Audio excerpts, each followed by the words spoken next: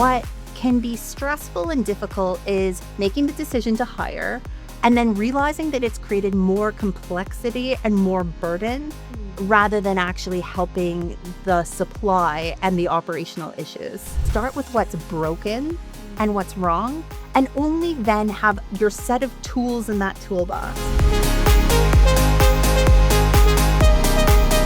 Today we are discussing how to turn ambitious strategy into sustainable results. Scaling isn't just about hiring more people. It's about redesigning how work gets done so that effort turns into measurable value. It's better to be fast and to try something. Get the feedback from your team, from the market, from your customers, and then adapt rather than wait too long and miss out on the opportunity.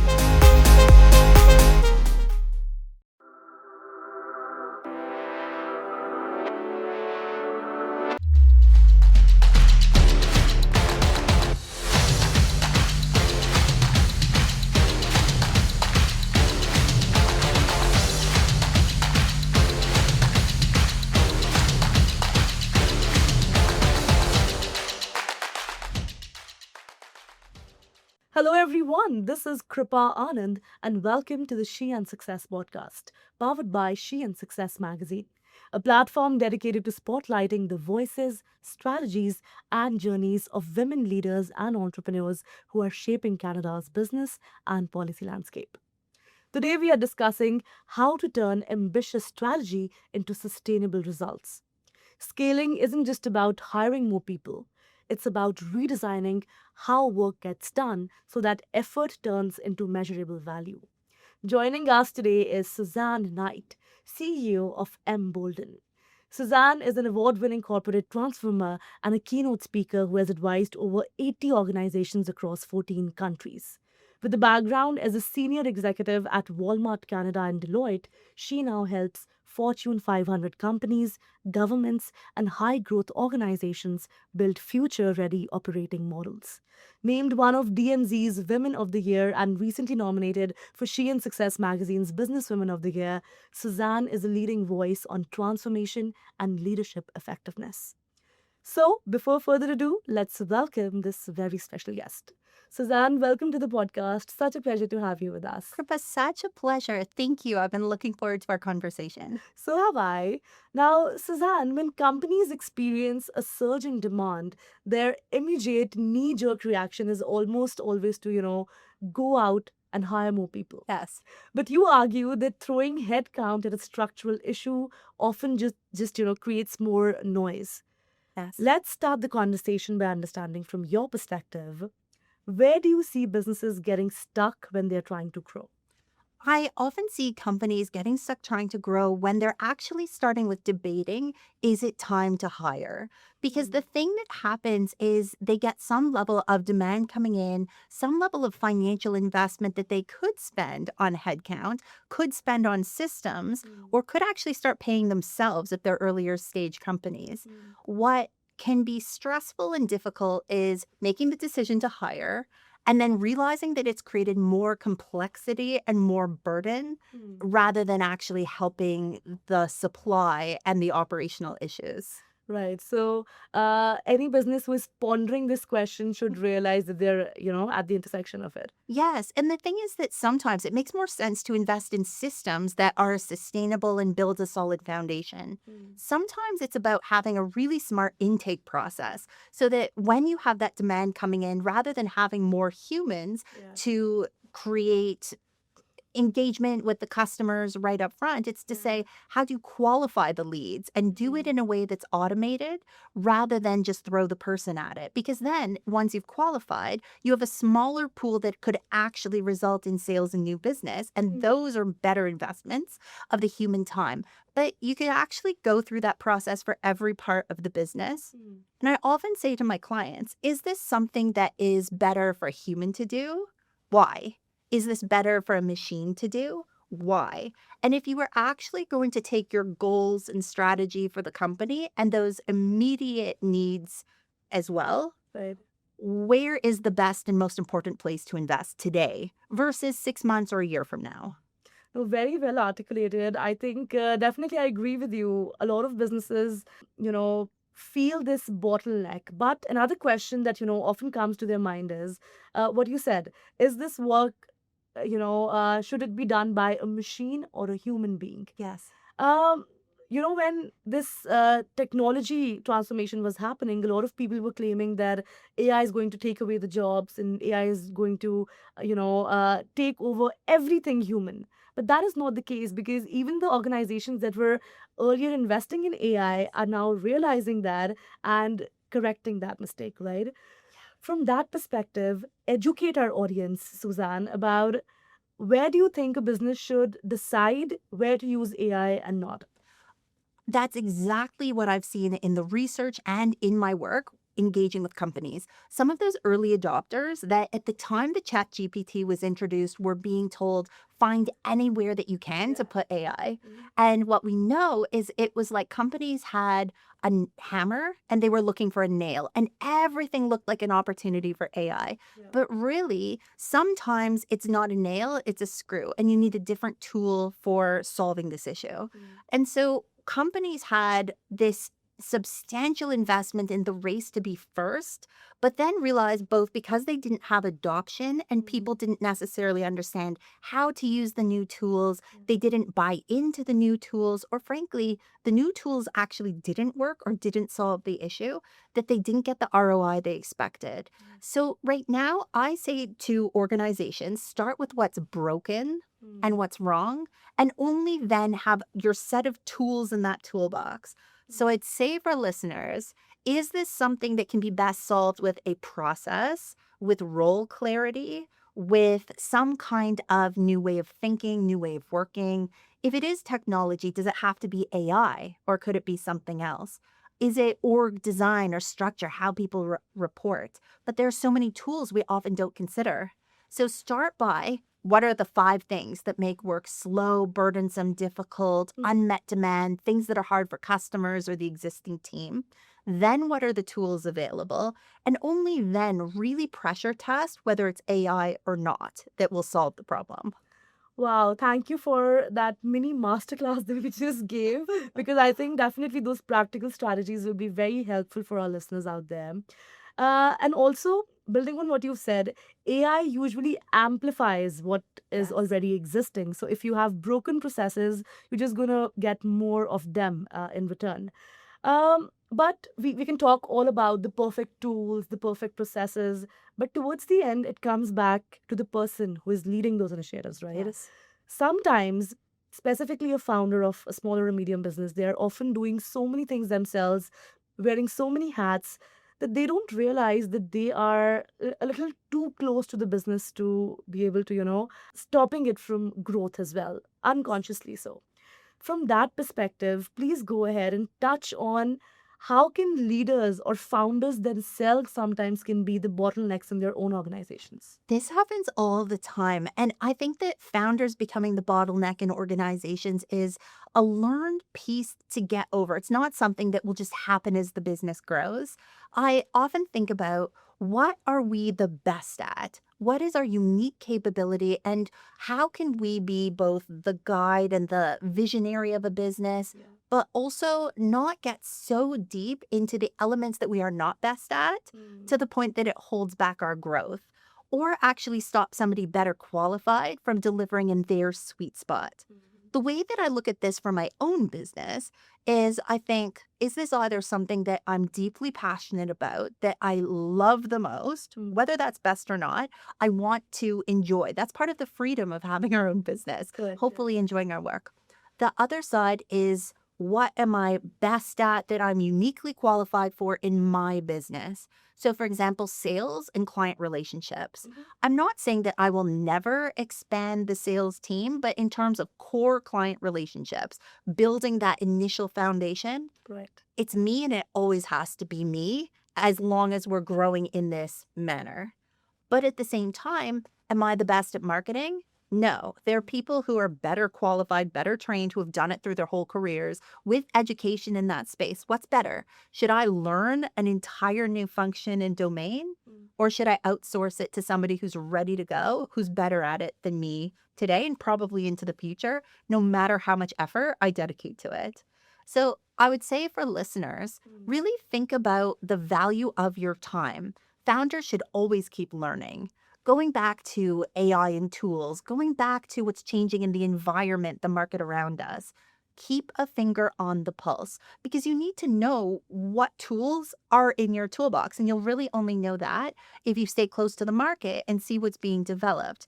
And as a visionary, a founder should understand what's happening inside their organization and in the market around them so they can continue to adapt and adjust.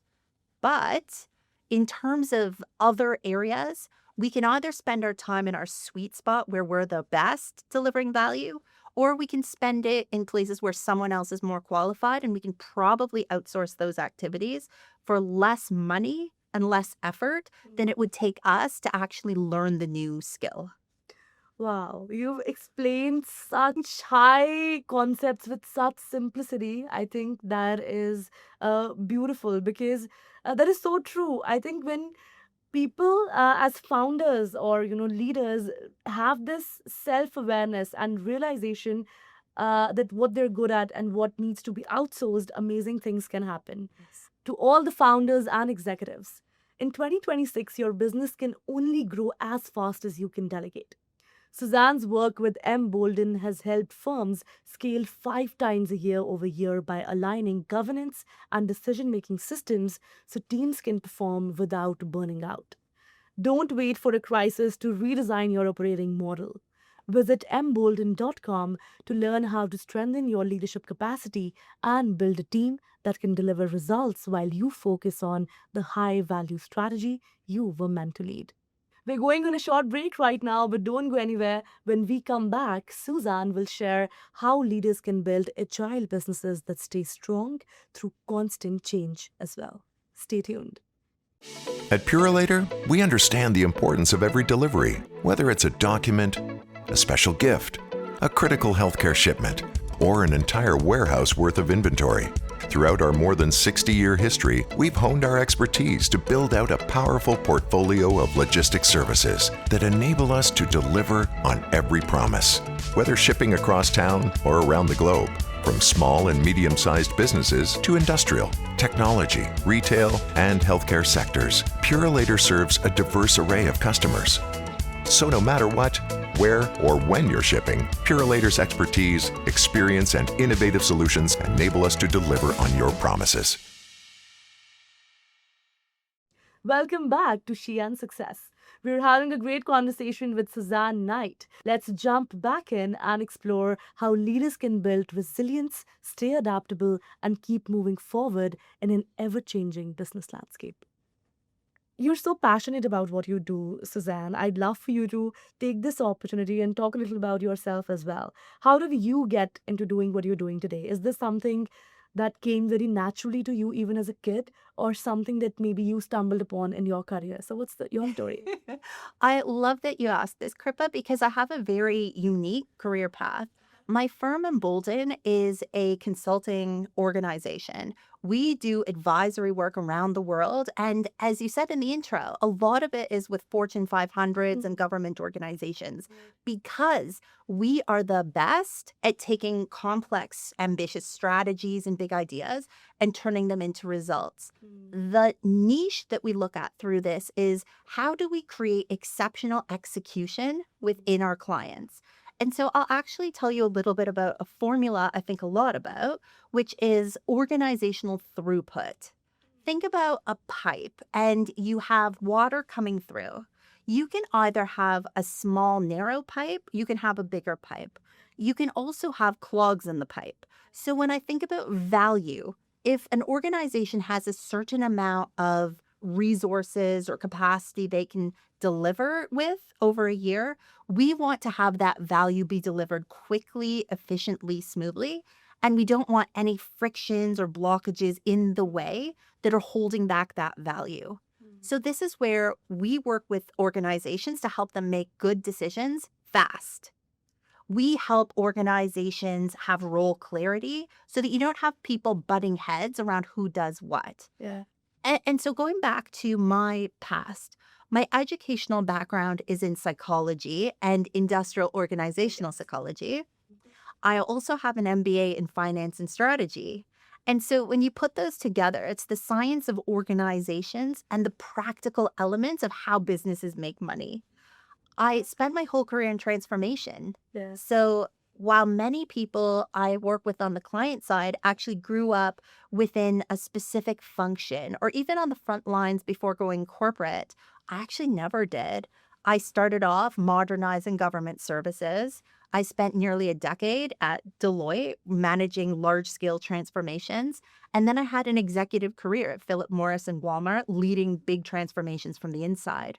So I'm a bread and butter, pure transformer. I've never gone on the function side, but I think it's given me breadth and depth around how organizations create value and what can hold it back so that our firm can help clients move with nothing in their way between strategy and results. Wow. Can I just take a minute to say how inspired I am by everything that you've achieved so far, Suzanne? Thank you. I think how you've blended different experiences of your life and the work that you're doing right now, it all just blends together and comes out beautifully well. So much more power to you and kudos to everything. When we talk about women in Canada specifically, we often walk into rooms that are male dominated, right? Yes. Or you don't see more people like yourself there. Even if you do, they're not as outspoken as you might be. From that perspective, when you encounter such situations, what goes on in your head? Do you talk about it openly, or do you kind of stay behind the bar and then talk about it in some other way? So, like, how do you deal with it? It's always been part of my career because it's part of the stat that women hold about 22% of executive roles, Right. depending on the type of organization, maybe 8-9% of CEO positions. So my whole career, I've been in rooms dominated by men. Early in my career, I remember being asked to take the notes, bring the coffee when my male colleagues weren't asked the same. Or actually growing up through organizations and seeing who gets the space to speak at the table and who has to earn their place. Over my career, as I became more senior and I built more power, I was able to change elements of the dynamics with who I hired, who I engaged with, and even in certain areas of procurement. And I would say for larger organizations, they can create massive impact by choosing vendors that are thoughtful about gender balance and dynamics. I actually had it in procurements to say, I will hire the best possible company for the work, but I want our delivery team to be gender balanced.